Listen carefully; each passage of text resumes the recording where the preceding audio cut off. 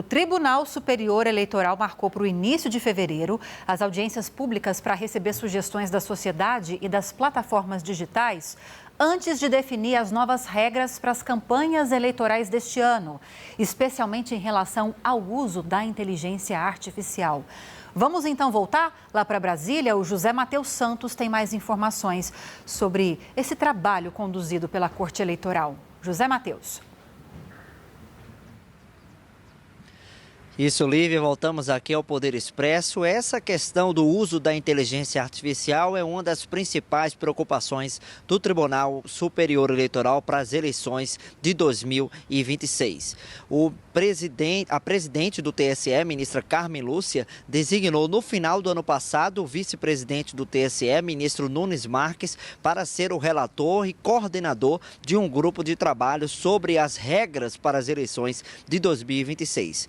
Essas audiências públicas que serão realizadas pelo Tribunal Superior Eleitoral vão acontecer nos dias 3, 4 e 5 de fevereiro.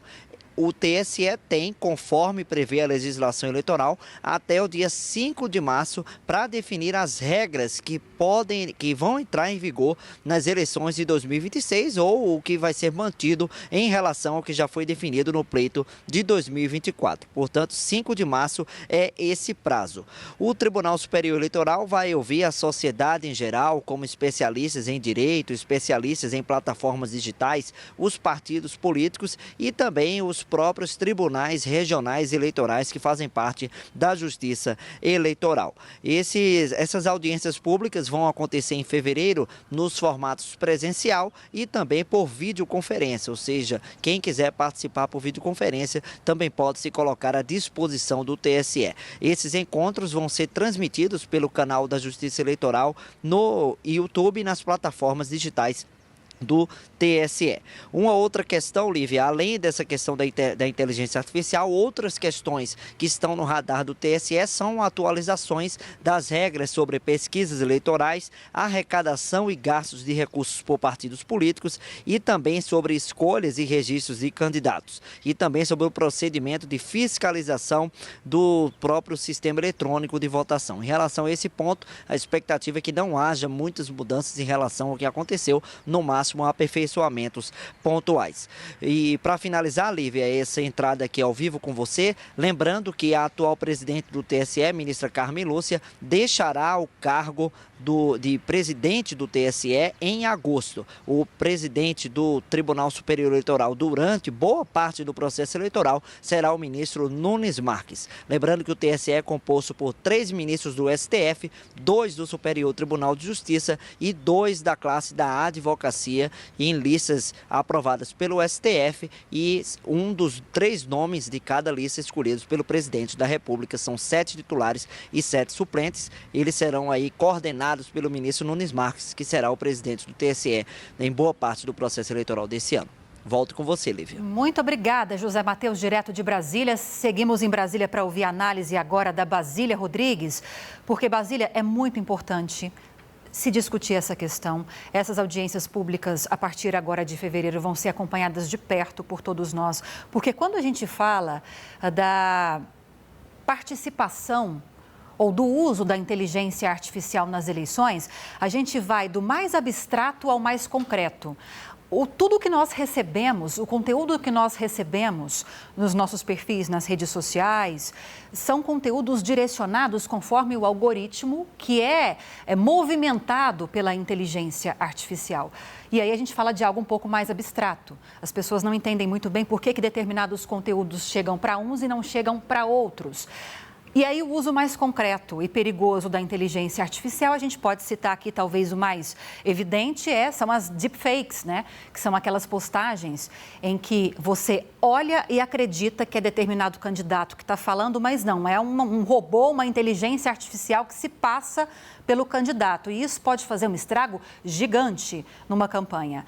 Nós tivemos já, nas eleições de 2022, uma atuação efetiva do Tribunal Superior Eleitoral na contenção desse tipo de movimento, dessas irregularidades utilizando a inteligência artificial. A gente pode esperar algum movimento nesse sentido também agora, nas eleições em 2026?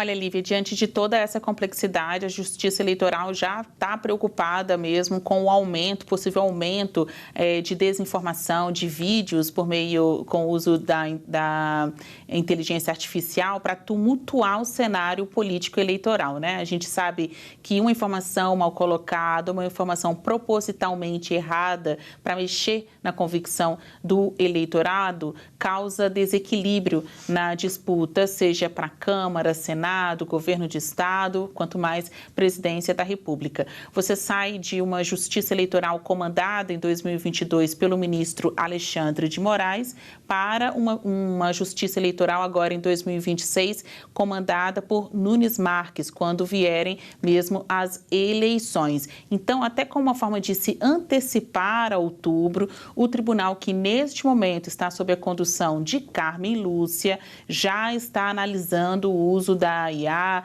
fazendo discussões sobre essa questão das regras, porque é para mostrar que o tribunal não muda de acordo com o perfil do presidente neste aspecto da legalidade. Ali em 2022, quando estava bem perto mesmo das eleições, o TSE inovou ao adotar uma resolução que aumentava os seus poderes, permitindo que, por uma decisão da Justiça Eleitoral, conteúdos considerados mentirosos e que impactassem no resultado das eleições fossem retirados do ar. Essa resolução ela teve um período, né, de efetividade, mas foi o que mudou muitos dos jogos ali, dos lances nas eleições de 2022, porque a gente teve uma disputa acirradíssima entre o então presidente Jair Bolsonaro e o hoje presidente Luiz Inácio Lula da Silva. No caso das eleições de 2026,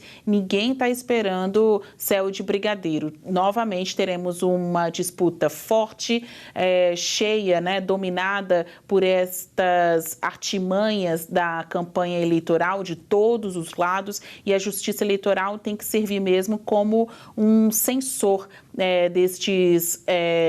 destas condutas. Então, antes, né, meses antes dos eleitores serem convidados a irem às urnas, ainda na gestão de Carmen Lúcia, tendo hoje como vice o Nunes Marques, mas ele que estará no comando durante as eleições, regras já serão adotadas. E para a gente falar mais sobre os riscos de desinformação, o uso inadequado de inteligência artificial e como a Justiça Eleitoral pode agir para diminuir os impactos desses recursos digitais na disputa eleitoral, nós falamos agora com o professor, doutor em Direito e membro da Academia Brasileira de Direito Eleitoral e político, Bruno Andrade. Oi, Bruno, bem-vindo, boa tarde para você. Boa tarde, Lívia, boa tarde a todos. A gente estava falando sobre isso agora há pouco, sobre agora essas audiências públicas que vão acontecer a partir de fevereiro, conduzidas pela Corte Eleitoral, com especialistas nas mais diversas áreas, para tentar munir a Corte Eleitoral, munir a sociedade de informação e recursos para tentar evitar o potencial destrutivo da desinformação que é alcançado com o uso de inteligência artificial quando esse recurso é utilizado de uma forma inadequada. E eu queria seguir falando sobre isso com você, porque a gente citou agora há pouco, ao chamar a Basília, que quando a gente fala do uso da inteligência artificial nas plataformas digitais, nas redes sociais, a gente fala daquela inteligência artificial que é visível, como, por exemplo, as próprias deepfakes, que são aquelas postagens em que a pessoa manipula um candidato, por exemplo, como se ele estivesse falando aos eleitores, mas na verdade não é um robô, é uma inteligência artificial, até a própria utilização do mecanismo do algoritmo que seleciona conteúdos conforme os usuários. Como se proteger, como identificar que se trata de desinformação? Olha, Lívia, como você falou, são dois problemas muito cruciais para a democracia como um todo, né? O Tribunal Superior Eleitoral, a Justiça Eleitoral como um todo, ele já vem trabalhando nessas duas linhas, né, de desinformação e da questão do algoritmo. Talvez a principal forma de você ter ferramentas para fazer isso por parte da Justiça Eleitoral é parceria com as empresas, com as grandes empresas de telecomunicações que têm o uso de redes sociais, então a partir de exigências maiores delas sobre a identificação dos usuários, o tarjamento de quando aquele conteúdo é IA, isso já tem nas resoluções do TSE. Então, a legislação não foi alterada de 2024 para cá, então a resolução 23.610 do TSE já prevê algumas possibilidades de uso da inteligência artificial. O uso irregular, essas deepfakes, como você falou, elas são punidas, então a gente pode ter perda de mandato eletivo, mas a ideia é que a gente se antecipe, não seja só uma ação reativa, né? Porque a gente precisa manter aquele cenário informacional para o eleitor da forma mais adequada possível. Então, as plataformas têm um papel importante, então a Justiça Eleitoral precisa se aproximar, cobrar dessas plataformas.